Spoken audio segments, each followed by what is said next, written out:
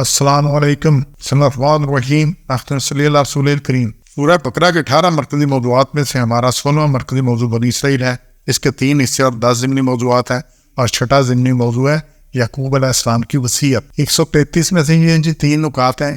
یعقوب علیہ السلام نے کیا وصیت کی؟ ایک اللہ کی عبادت کرو، معبود واحد کی عبادت ہی بزرگوں کا طریقہ ہے۔ ان کے بزرگ کون تھے؟ ان کے والد سے اسحاق علیہ السلام اور ان کے والد سے ابراہیم علیہ السلام۔ ان کے بزرگوں کا طریقہ کیا ہے؟ یہ پکے موحد تھے، توحید والے تھے، شرک ان کے قریب سے نہیں گزرا، بلکہ ابراہیم کو شرک والوں کے بت توڑنے کی وجہ سے آگ میں پھینکا گیا، اور پھر ایک اللہ تعالیٰ کے فرما بردار ہوئے۔ 133 نمبر آیت میں بڑا کلیئر انہوں نے یہ ساری باتیں کی ہیں۔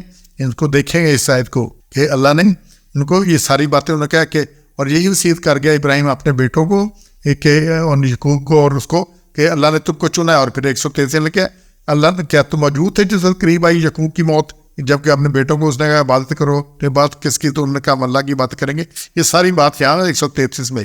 اس کا اصل یہ تھا کہ ایک دفعہ یہود نے حضور اکرم صلی اللہ علیہ وسلم سے کہا کہ آپ کو معلوم نہیں کہ حضرت یعقوب نے ہمیں یہودی رہنے کی وصیت کی تھی، کیونکہ حضور صلی اللہ علیہ وسلم سے کہتے تھے ایمان لانے کی بات کرتے، اسلام کی بات ہے کہ ہمیں تو حضرت یعقوب علیہ السلام وصیت کر گئے ہیں کہ ہم نے یہودی ہی رہنا ہے، نہیں بدلنا اس سے۔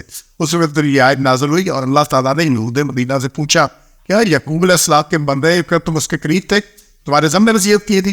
پھر اللہ نے حضرت یعقوب علیہ السلام کی وصیت اور ان کے بیٹوں کا جواب سب بیان کر کے یہود کے خون کی تردید فرمائی۔ اور 133 میں یہی بات آئی ہے، اللہ نے کہا ام کنتم شہداء اذ حضر یعقوب الموت، کیا تم موجود تھے جس وقت قریب آئی یعقوب کو موت؟ اور جب کہا اپنے بیٹوں کو تم کس کی عبادت کرو گے، پوچھا ان سے یہ بیٹے جو تھے حضرت یوسف علیہ السلام اور باقی جو بھائی تھے میرے بعد، بولے ہم بندگی کریں گے تیرے رب کی اور تیرے باپ دادوں کی رب کی، جو کہ ابراہیم اور اسماعیل اور اسحاق وہی ایک معبود ہے، اسی کے فرما بردار رہیں گے۔ تو یہ وصیت تھی، لیکن انہوں نے اس میں بھی توڑ مروڑ کر لی۔ 7واں ضمنی موضوع یہ اہل کتاب کا رسول اللہ صلی اللہ علیہ وسلم کے ساتھ رویہ۔ یہ آیت نمبر 146 سے 3 نکات ہے جی۔ خاتم النبیین حضور اکرم صلی اللہ علیہ وسلم کو باوجود ٹھیک پہچان لینے کے اسلام سے انکار، حق پہچاننے والے لوگ ہیں، چھپانے والے لوگ ہیں 146 میں، اور جانتے ہیں کہ اسلام حق میں۔ اللہ نے یہاں پہ صاف بتایا ہے کہ جن کو ہم نے دی کتاب پہچانتے ہیں جیسے پہچانتے ہیں اپنے بیٹوں کو۔ الذین آتیناہم الکتاب، اہل کتاب سے یعرفون کما یعرفون ابناءہم، بیٹوں کی طرح ان کو پہچانتے ہیں، لیکن یہ چھپاتے ہیں حق کو۔ تو یہ اللہ نے یہاں پہ ان کی بات کلیئر کی، یہ ان کی ایک خصلت ہے۔ حضور اکرم صلی اللہ علیہ وسلم کی بعثت سے پہلے یہود بڑی بے چینی سے انتظار کر رہے تھے کہ ان کی جو پیشین گوئیاں تھی ان کے جو انبیاء نے بتائی تھی کہ ایک نبی نے آنا ہے جس کے بعد کفار کا غلبہ مٹ جائے گا اور جو ان کے ماننے والے ان کا روح شروع ہوگا۔ تو یہود اسی لیے یثرب میں آپ بسے تھے 3 قبائل ان کے، اور اہل مدینہ ان سے یہ باتیں سنتے رہتے تھے۔ جب ان کو حضور صلی اللہ علیہ وسلم کے حالات معلوم ہوئے تو انہوں نے آپس میں مشورہ کیا کہ یہود باجنا نہیں جا، اور تو ہم ان سے پہلے اس نبی پر ایمان لے آتے ہیں۔ جناب وہ مکہ آئے اور انہوں نے بیعت عقبہ کی، اور جو ہے نا بیعت عقبہ کے نام سے مشہور ہے، اور وہی یہودی جو آپ صلی اللہ علیہ وسلم کے انتظار کی گھڑیاں لیتے تھے، انہوں نے پہچاننے کے باوجود آپ سے اس کی مخالفت کی۔ اور صفیہ کی کوئی فہم بڑی ہے، ہے والمؤمنین صفیہ، ان کا باپ تھا بنو نذیر کا سردار تھا۔ وہ کہتے ہیں میرے باپ اور چچا کی بات ہوئی، میرے باپ نے کہا یہ نبی کی ساری نشانیاں پوری ہیں، اب وہی کچھ ہے جو کہا گیا ہے، لیکن جب تک میں زندہ ہوں میں نے اس کی مخالفت کرنی ہے، میں نے اس کو مان کے نہیں ہے نا۔ تو یہ ان کی یہی بات ہے جو یہاں پہ آ رہی ہے، ٹھیک ہے۔ اس میں جی 8واں ضمنی موضوع ہے موت کے ڈر سے بھاگنے سے منع۔ بنی اسرائیل کا تعاون کے ڈر سے بھاگنا اور راستے میں موت کھا لینا، 243 نمبر آیت میں یہ 2 نکات ہیں۔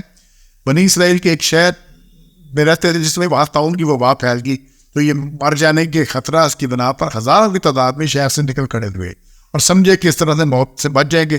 ابھی کسی منزل پر نہیں پہنچے تھے کہ موت نے انہیں آ لیا اور سب کے سب مر گئے۔ انہوں نے اللہ پر بھروسہ نہ کیا اور بزدلی دکھائی تو اللہ نے سب کو موت کی نہیں سنا دیا۔ کچھ مدت کے بعد حضرت موسیٰ علیہ السلام کے تیسرے خلیفہ حضرت حزقیل علیہ السلام ادھر سے گزر ہوا، تو یہ صورت حال دیکھ کر انہوں نے دعا کی تو اللہ نے اپنی مہربانی سے انہیں دوبارہ زندگی دی۔ اس آیت کو دیکھیے گا، جب تو نے دیکھا ان لوگوں کو جو نکلے اپنے گھروں سے، ہزاروں تھے اور ڈر کے موت سے وہ نکلے تھے، پھر فرمایا اللہ نے ان کو مر جاؤ، پھر ان کو زندہ کر دیا، بے شک اللہ فضل کرنے والا ہے۔ یہ تھا یہ سلسلہ، تو ان کی دعا سے اللہ نے پھر ان کو زندہ کیا، لیکن یہ کہ موت کے ڈر سے بھاگتے تھے، اور پھر اللہ نے ان کی بات کی ہے۔ اور اس اگلی آیت میں اللہ نے کہا کہ قاتلوا فی سبیل اللہ وعلموا، اور اس میں اللہ نے کہا کہ اس موت تو آنی ہے، تو اللہ نے اگلی آیت میں جہاد کی ترغیب دی ہے بھی جہاد کرو، قتال فی سبیل اللہ کرو، موت تو ادروائز بھی آ ہی جانی ہے، ٹھیک ہے نا. سبحان ربک رب العزت عما یصفون وسلام علی المرسلین والحمد للہ رب العالمین.